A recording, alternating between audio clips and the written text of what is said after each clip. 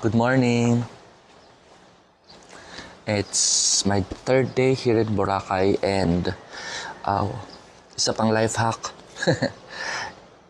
Imbis na pumunta kayo sa labas to have an expensive coffee, magdala na lang kayo ng 3-in-1 coffee. And humingi kayo ng hot water. Dito sa hostel ko, 5 pesos yung hot water. Malaki na rin tinipid, di ba?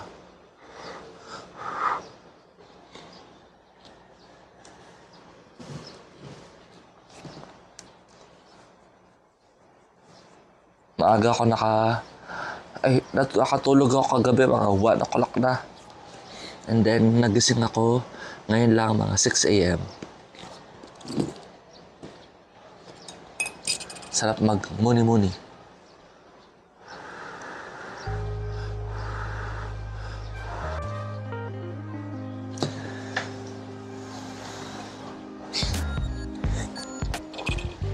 Ito nga pala yung hostel ko. Ito yung kitchen. Ito yung dining. Ito may billiard. Tapos merong lounge doon. Ayun o. Yan. And then parang na outdoor din na events dito. So magkasarap tumambay dito. Dito ako tumambay kahapon. And mamaya baka dito ako mag-work.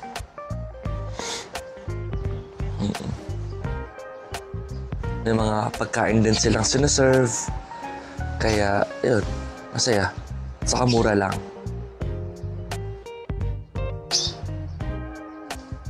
Palamok nga lang. Nilamok ako nung first night. Kasi may kulambo naman, pero hindi ko ginamit. Kaya kasalanan ko rin.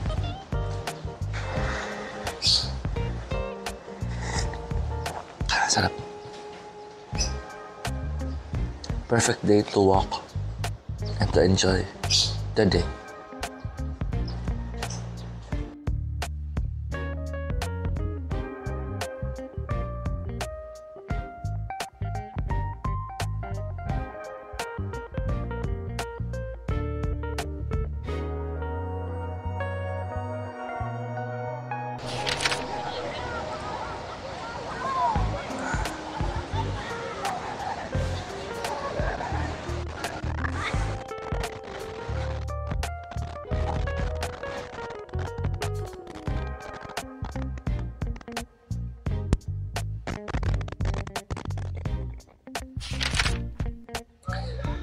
Today is my last whole day dito sa Boracay.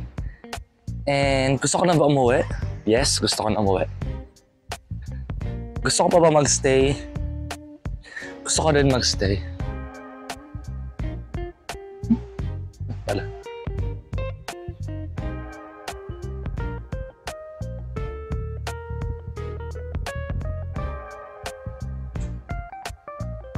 Enjoy dito ha?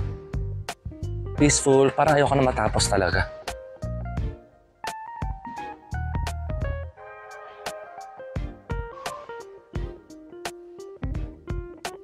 Sarap.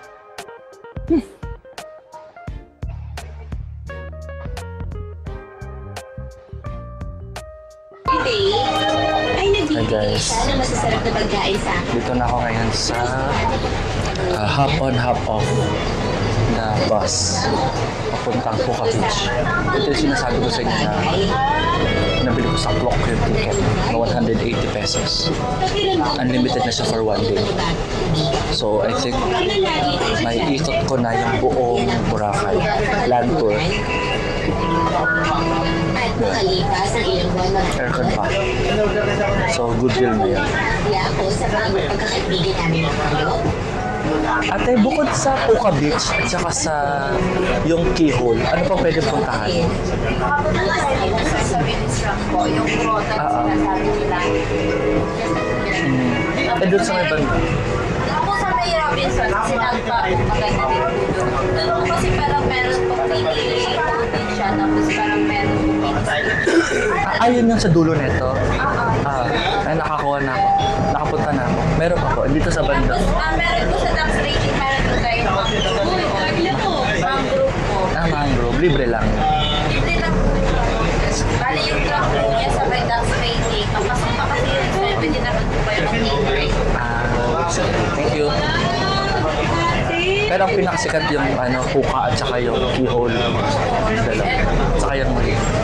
Thank you. Minsan pupunta dyan sila sa may Sa? Dinibit Beach po. Ano yan?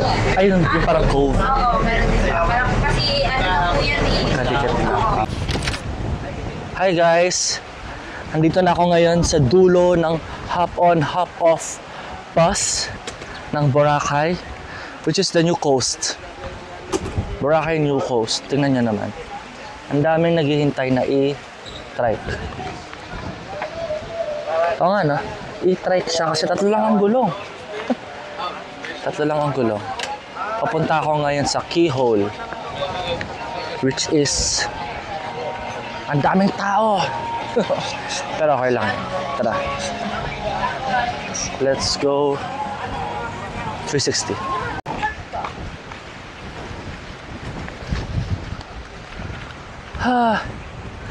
Ganda dito guys na. Preskong hangin. Sobrang low tide at saka ganda ng view. Parang yung mga napapanood ko sa mga K-drama. Yung parang dito sila magmumuni-muni.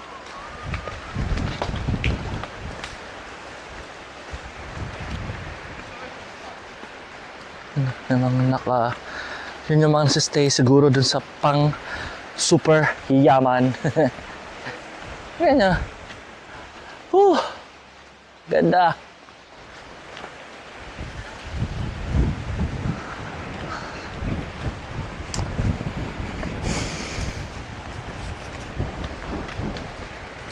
Yung part na to, dine-develop pa lang nila. Pero pag ito na-develop, madaming restaurants. Morning! At madaming restaurants na napunta dito. Magkakaroon ng Starbucks dyan. Feeling ko madede-load yung nasa kabilang pier.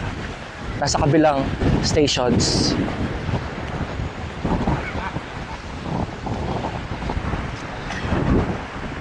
Mga exclusive yun. So, doon tayo sa hindi exclusive na lugar.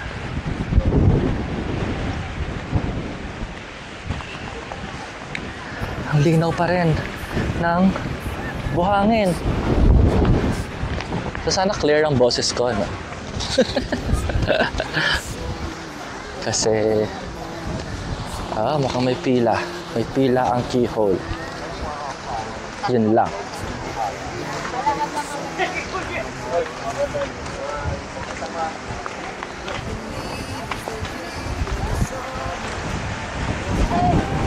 China all. Hindi mo na naman ako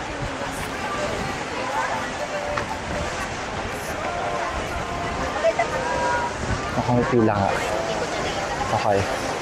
Pila tayo guys. We will line.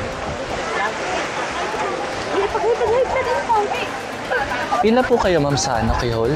ang doon may mapila na. Saan? Dito? Oo, yan. Ito pala, may pila.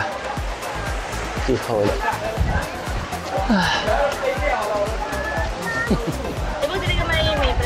Ito yung pila guys.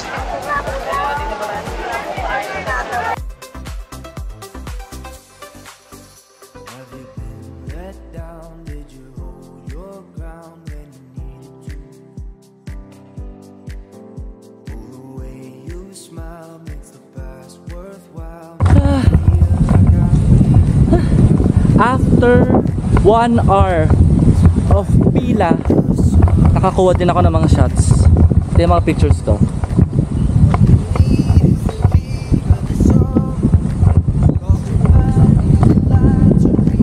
Diba? Okay na rin. May parang si kuya doon. Siya yung kumukuha ng pictures para mabilis. Nag-guide na. Sila naninigit. Pero mas better if meron kayong tip na bibigay sa kanila. So ngayon, lakad-lakad. Pupunta ako dun sa Newport na beach nila. And then punta na akong Puka Beach. So parang isang half day din to. Tatlong itinerary na yon.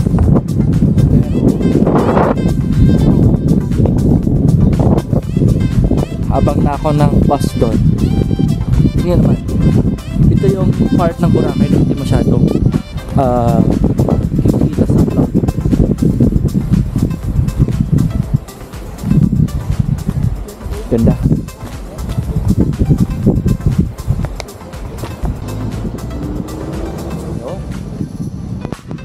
ngayon sa Cove 2 or yung New Cove. Mas mga daming picture dito. Ito. Pala yan.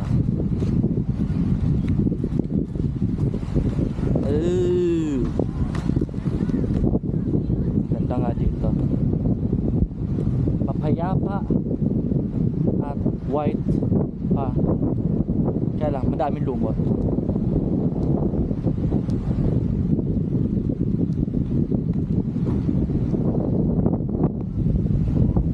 Nice. Ayun. Pwede mo pala ditong makuha yung perfect shot mo ng keyhole. Buong buo yung pagkaka-hole niya. Ayan o. Diyan tayo kukuha ng picture. Dito pala. Okay. Sige, set up na natin. Ano naman guys? Perfectness of this beach is so perfect. Saka yung okay lang ang tao.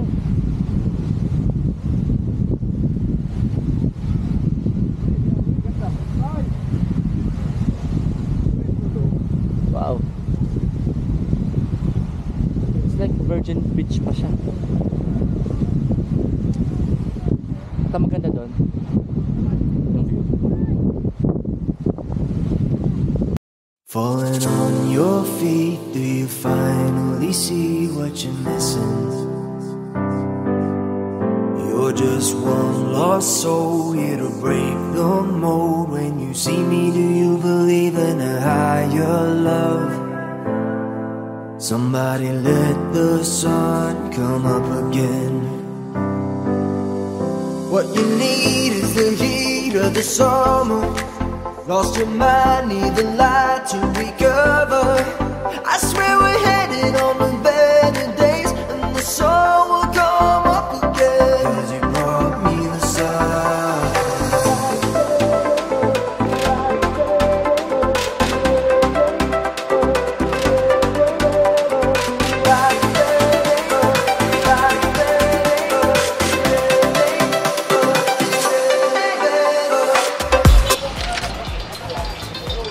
Okay, dito na ako ngayon sa Puka Beach. Hindi pa pala Puka. On the way. Init. On the way sa Puka Beach. Ano yung naka-plastic na yun? Pero makakang mahaba-habang lakaran to. Pero mukhang ito na yung tourist spot dito ulit. Puka Beach. Puka-pukaan. May mga tinda silang souvenirs. And ito. Mga food. Meron din fruit shake. Pagkain. Ano po yan, kuya? Robin po. Pa? Robin. Ano yun? Chicken nuggets po. Magkano po isang baso? May 20, may 40, may 50. Chicken nuggets po. Sige po. Robin. Mamaya. Chicken nuggets pero parang chicken skin. Ay, magkabuhat pa. Doon ka kay tatay mo magkabuhat pa. Ano kaya meron dun sa Puka Beach? Siguro may dagat at saka may buhangin. Sobrang init. Pero malamig pa rin. Hindi katulad nung mga sobrang init sa city. Kapag nasa city ka, mainit na masakit sa balat. Ito mainit pero malamig pa rin sa balat. Basta presko lang siya. Shape. Mukhang may development na mangyayari na naman dito, guys. Kita nyo yan. Mukhang magiging syudad-syudad na naman to. At may ginagawa pang ganyan. What? Talagang ever-changing ang Boracay. Diba? Okay? Maingay.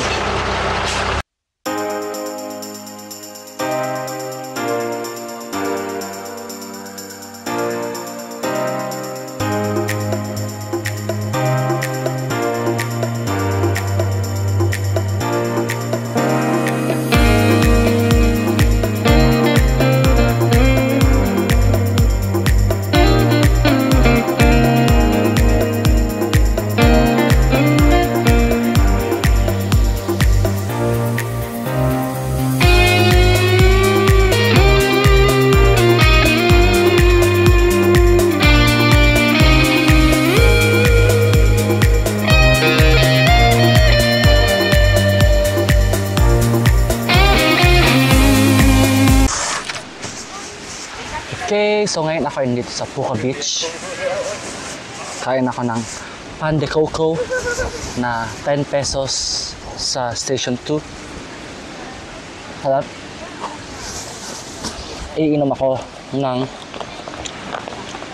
mineral water galing sa hotel. Napaka-effective na itong waterproof na bag. Very effective. Very.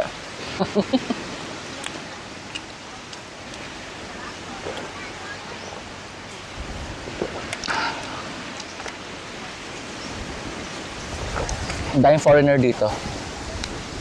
Koreans, Europeans. Sheesh. Kakalasyas na ako ah.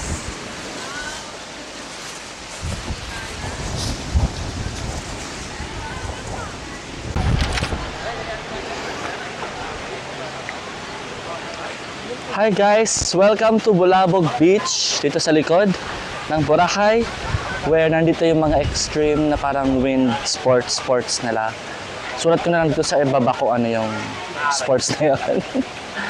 Pero basically, dito may sign ng I Heart Boracay and then may shoreline. Nasa kanan dun yung mga may parang parasailing something nila. Igutin natin.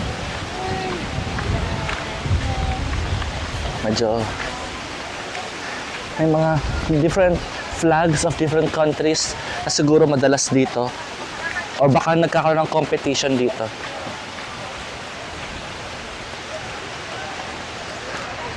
Daming foreigners.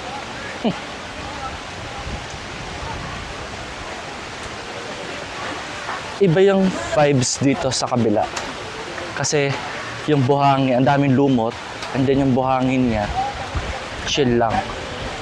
Hindi siya pinong-pinong white sand. Then, yeah, pero parang hippie-hippie yung mga tao dito. Which is cool.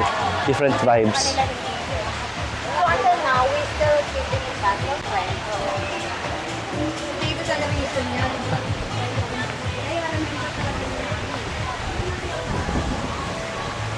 Dito yung mga parang villa-villa lang mayayaman. Na may kitchen, may bahay, and then may mga trees sa likod. So basically, ito yung back beach. Kasi beach front yung nasa kabila. Artsy. Oh, dito pala yung may punong nakaganon, no? Oh ha? Oh ha? Sige, pabalik. Try natin. Oh, ha? Oh.